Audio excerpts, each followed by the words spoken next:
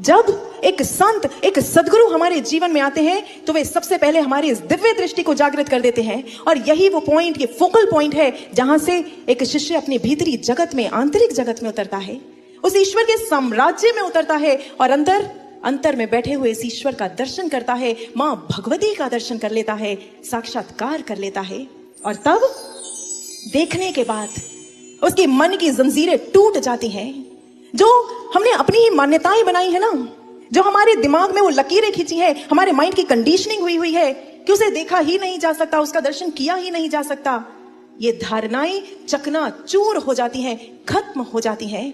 जब खुद देख लोगे, प्रत्यक्षम किम प्रमाणम, जब खुद देख लोगे तो फिर किसी और प्रमाण की आवश्यकता नहीं रह जाएगी। आप खुद अनुभव करोगे, आपका स्वयं का अनुभव होगा।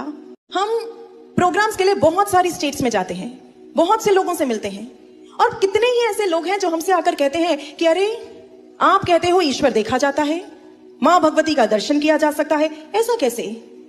अरे हम तो संसारी लोग हैं, संसार में रहते हैं, छोटे बड़े हर तरीके के काम करने पड़ते हैं, बहुत से पाप हो जाते हैं, हमें नहीं दिख सकता। वो तो कोई होते होंगे संत, विरले महापुरुष, जिन्हें दिख जाता होगा। ना ना ना, हमें नहीं दिख सकता।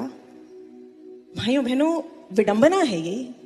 यहां इस मंच से भी पिछले 4 दिवसों से आपको बार बार ये संदेश दिया जा रहा है कि ईश्वर का दर्शन संभव है, मां भगवती का दर्शन किया जा सकता है, पर हम हैं कि अपनी मानसिक कैद से बाहर निकलने को तैयार ही नहीं है। हम हैं कि हमारे मन में जो लकीरें खिंच गई हैं, जो हमारी धारणाएं हैं, मान्यताएं हैं, उनसे छूटने को तैयार नहीं है। कितनी कमाल की बात है। ये कथा आपका आह्वान करती है।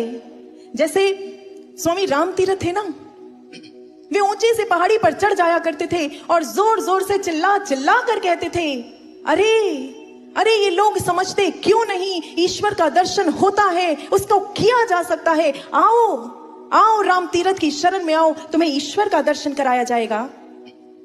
भाइयों बहनों, ठीक इसी तरह आज दिव्य ज्योति जागृति संस्थान भी आपका आह्वान करने के लिए आया है। आओ, गुरुदेव श्री आशुतोष मारे जी की शरण में आओ, आपको ईश्वर का दर्शन कराया जाएगा, मां भगवती से मिलन कराया जाएगा, उनसे मिलन कराया जाएगा।